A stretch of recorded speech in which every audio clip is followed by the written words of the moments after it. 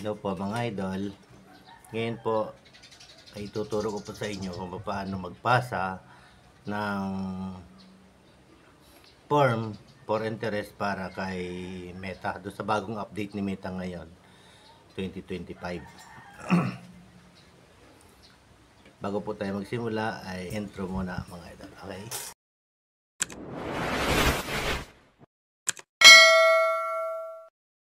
Mga idol. Punta tayo dito sa browser natin. Then click. Tapos lagay natin Stream Ads, Facebook Creators. Search natin yan. Then lalabas. Hanapin lang natin dito sa baba. Hanapin natin sa baba yung yan.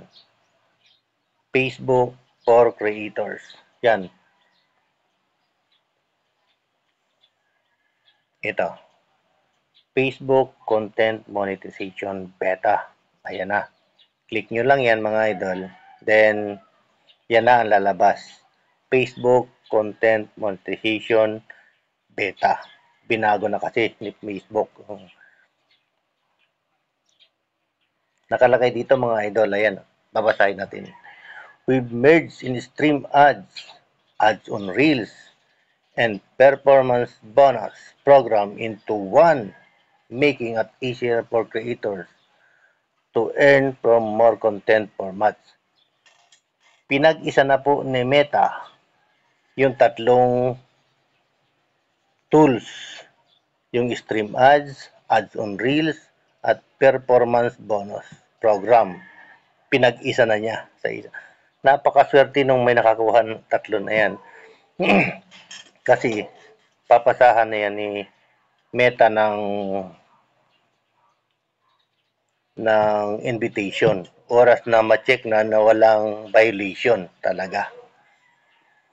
Ngayon, doon naman sa mga bagong content creator katulad ko, papaano maimbitahan ni Meta? Yun ang tanong. Ngayon, punta tayo dito, idol. Mga idol. Baba lang tayo.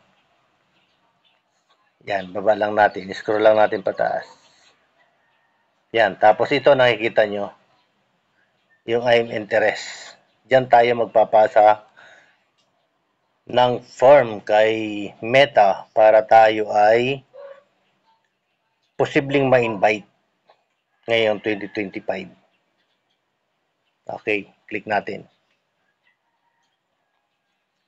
Ayan, ayan na.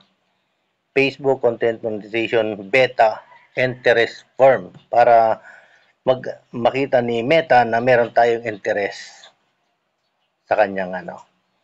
Ilalagay nyo lang po dyan itong email address. Ayan, halimbawa, ayan. Ito, nilagay ko. Tapos, yung Facebook URL nyo. Yung link, copy link nyo lang, mga idol. Ayan. Tapos, ilagay nyo dito sa ano. Ilagay nyo dito, yan, dito. Facebook account URL at saka email. Tapos, click nyo lang itong let's do this. Yan. Tapos, lalabas dyan yung okay na. Ibig sabihin, nakapag-submit ka na ng interest kay Meta. At isa ka sa posibleng mabigyan ng form monetization ngayong 2025. Kaya habang maaga pa, magpasa na kayo ng form para kayo mapansin ni Meta dito. Para mapansin ni Meta na interesado talaga kayo sa kanya o doon sa kanyang platform. Ayan mga idol, sana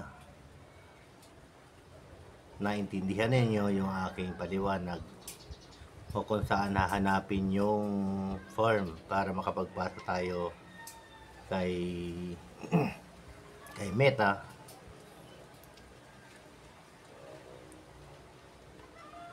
para posibleng ma-invite tayo ni Meta sa isang monetization.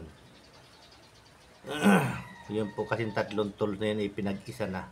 Sana po ay swertihin na tayo ngayong 2025 at tayo isa sa mga mapasahan ng invitation ni Meta.